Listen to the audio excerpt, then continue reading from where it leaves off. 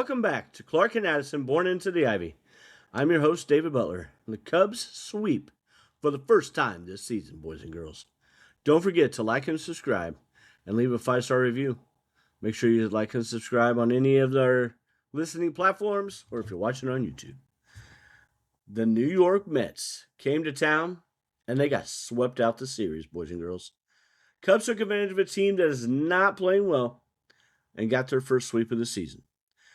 They came from behind both Saturday and Sunday to get the sweep. Friday, the Cubs struck early and often. They had 4 runs in the first, 2 more in the sixth, while after the Mets had gotten 3 in the bottom of the second. Took a 6-3 lead, ended up 12-4 as the Cubs just dominated them on Friday. Edward Cabrera struggled, especially early on, but he pitched and he battled well. That's a sign of a major leaguer, boys and girls. A guy who isn't always pitching the greatest, but he battles and he sticks in there, keeps his team in, gives them a chance to win. That's what you're looking for. In the second game, Jameson Taillon gave up a second inning home run, and he thought, oh man. But then he settled down, and that was it. So he gave up 6 innings. The Cubs offense countered with an Ian Happ homer in the bottom of the second on Saturday. But then they struggled. Offensively, they struggled quite a bit until in the 6th inning after Ian Happ and Seiya Suzuki got a walk, and Carson Kelly pinch hit for Moises Ballesteros and hit a 3-run homer on the first pitch from Brooks Raley. Drove it over the left center wall for a 3-run shot. It was fantastic. Absolutely fantastic. And Ben Brown and Caleb Thielbar came in, shut the door. Brown had given up 1 unearned run, but overall he's pitching much, much better. Game 3 saw a lot of drama. Again, Cubs not scoring a whole lot of runs. They didn't score anything until the 9th inning, actually, when they finally were able to get a run on an Ian Happ single off Devin Williams. Scott Kingery came in to pinch run, and then Michael Conforto came in to pinch hit for Matt Shaw and hit a game-tying double. The Cubs won it in the 10th with a Nico Hoerner sac fly as PCA scored to win the game. Heck of a comeback and a great pitching through the series. Absolutely incredible series, especially when you consider all the injuries the Cubs have had with the pitching staff. Which leads me, that's what you call a segue, into all the injuries the Cubs have right now. There's a lot of guys who are on rehab assignments and or not expected to be out a terribly amount of time, but we also know about Cade Horton, Porter Hodge, both having surgery and done for the year plus. Both of them are probably going to be out about 15 to 16 months. And that's insane. Porter Hodge has his surgery tomorrow. Cade has already had his. But Phil Maton do a diagnostics bullpen. I'm not exactly sure what that is. I apologize. And on Saturday, that went well per Craig Counsell. He will pitch live BP on Tuesday the 21st. And is expected back somewhat soon, I think, after that, as long as things go well with that. Jordan Wicks had 37 pitches in a rehab start with Iowa on Saturday. Went 3 innings, allowed 1 hit, 1 walk, and 2 strikeouts. Daniel Palencia went on the IL Friday the 17th, retroactive to the 14th. He is eligible to come back on the 29th. I don't know if that'll happen right away, but it doesn't sound like it's expected to be too much longer after that, barring any setbacks. So that was a real blow on Friday when we heard that shortly before the series started. That was a terrible blow. I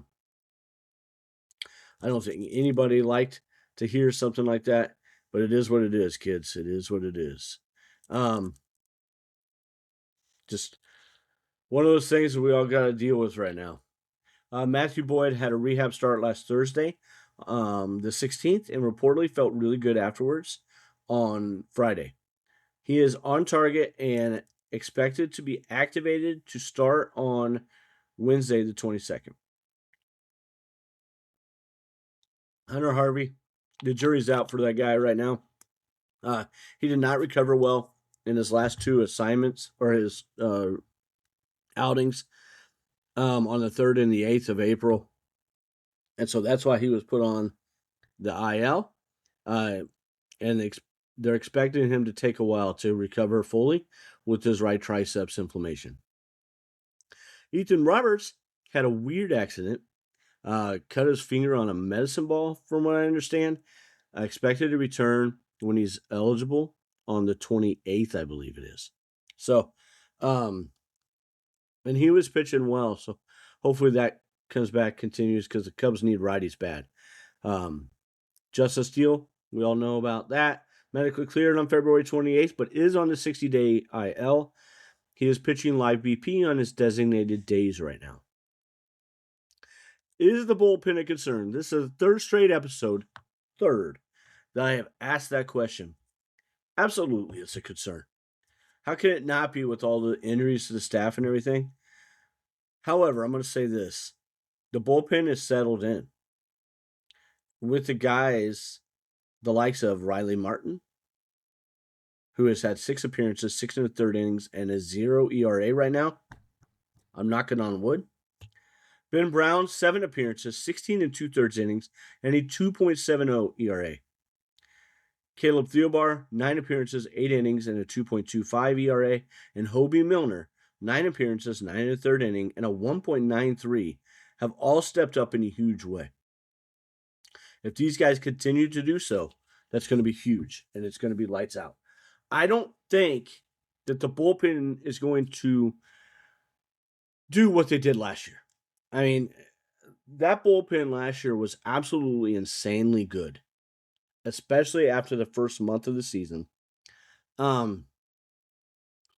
Faltered a little bit in the latter part of the season, but only a little bit, and was still really, really good. I think that we would be crazy to expect it to be that damn good again all the time. Go Cubs, go! And frankly, unrealistic. You know what I mean? But that doesn't mean it can't be good. It doesn't mean it's not going to be good. And I think they have really found something with Riley Martin. And I was excited and high on Ben Brown. I've been very critical of Ben Brown when he's faltered, but he's now put together 3 straight good outings. Again, I know he gave up 1 run Saturday, but it was not his fault. I mean, he was out of the inning on a normal situation. And you don't want to blame Nico, because Nico doesn't mess up much. And it's been very few and far between. Nico's been the MVP of the team so far this season. But that is what it is. And that wasn't Ben Brown's fault. It wasn't a here we go again or any of that. It was just one of those things. So Caleb has stepped in as the de facto closer for the time being. And that's awesome for him and for the team. And Hobie Milner has just been fantastic. I mean, for him to have 9 appearances as well, he and Caleb, you worry about that a little bit, especially with Caleb, because he's almost 40. But I don't think that that'll be necessary as some of these guys come back. What we really, really need is for Phil Maton to step back in and be the man that we think he's going to be and the pitcher that we think he's going to be and expected. But we want him to be 100% healthy before he does that. If he can come back and do that, he'll become the de facto closer, I think. Probably not immediately, but I would think that he would be. He's a very talented player and pitcher when he's on. So we have a Philadelphia Phillies preview again. I know we just did that. I feel like it's deja vu. We just did this last Sunday. But it's now a 4-game set, all at Wrigley, and here we go. Aaron Nola, right-handed pitcher, versus Colin Ray on Monday, tomorrow night. 7:40 start Eastern time, 6:40 Central. For Monday, Tuesday, and Wednesday, and then a 2:20/1:20 Central time on Thursday. On Tuesday, we got Jesus Luzardo versus Shota Imanaga. Shota was a stud in this game. Jesus Luzardo was not. I don't expect Jesus Luzardo to pitch as bad as he did. or get let up as much as he did, but this should be a winnable game again for the Cubs. I think all 3 of these games or all 4 of these games are winnable. The last game is the hardest matchup pitching wise for the Cubs. On Wednesday is Tyrone Walker versus Matthew Boyd. It is expected that Walker will have an opener, so it'll be somebody who comes in for the first and or second inning, and then Walker will come in after that. Hopefully he comes in by the time PCA hits, because that's good for PCA. And I'm guessing it'll be a lefty, maybe, that's the opener. I don't know. The Cubs have a lot of righties up top, so it'll be interesting to see how that works, what they do with that. Walker has been shelled. I mean, he's got his ERA is over 9 for the year so far. Luzardo's isn't great. Aaron Nola, up until this last start against the Cubs, had pitched well. So I wouldn't be shocked if he bounces back some. And then on Thursday, we got Christopher Sanchez, who did pitch very well against the Phillies and was the starting pitcher on the game that they won last Monday, versus Edward Cabrera, which is a different matchup than what he had last time. So I think this will be a very good spot for both pitchers. You would give the edge to Sanchez for sure, because he's such a dominant pitcher. He's one of the top 5 pitchers in baseball, or at least the National League right now. So he should get the edge in most situations. That doesn't mean he's not beatable. We scored 7 runs in that game. Javier Assad just got shelled. So it's not like we didn't score a bunch of runs in the game.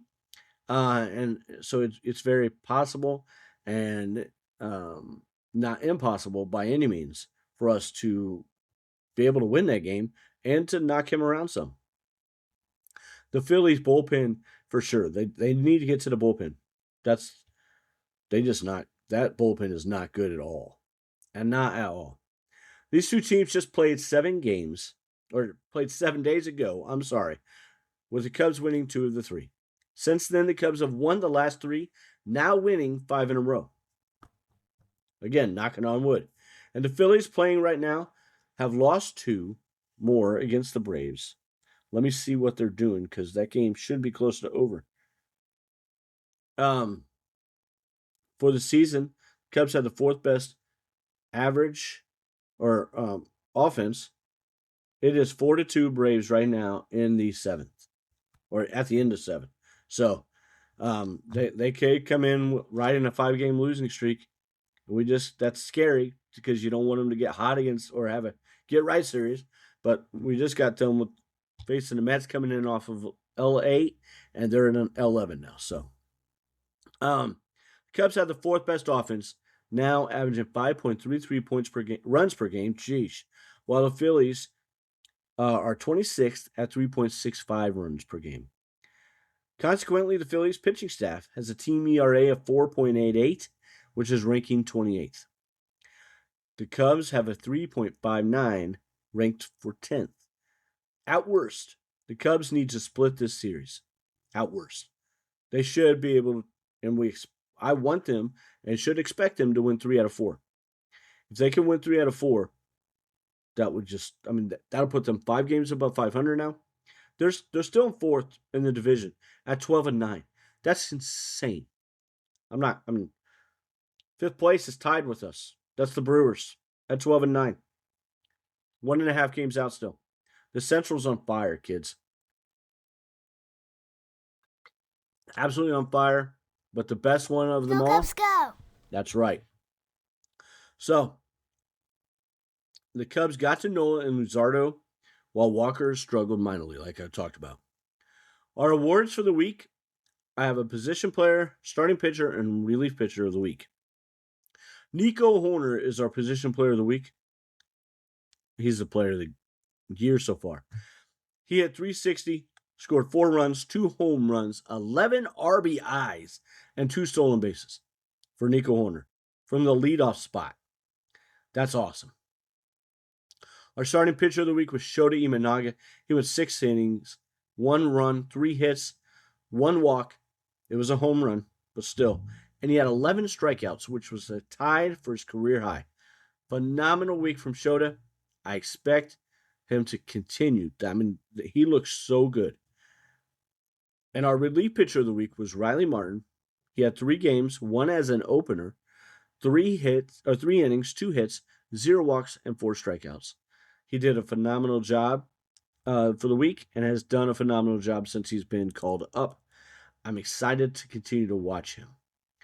Thank you very much for watching and or listening to Clark and Addison Born to the Ivy. Don't forget to like and subscribe on YouTube, and don't forget to like and subscribe and leave a comment via YouTube and or any of your listening platforms. Thank you very much. Have a great day, and let's go Cubs. Go Cubs, go!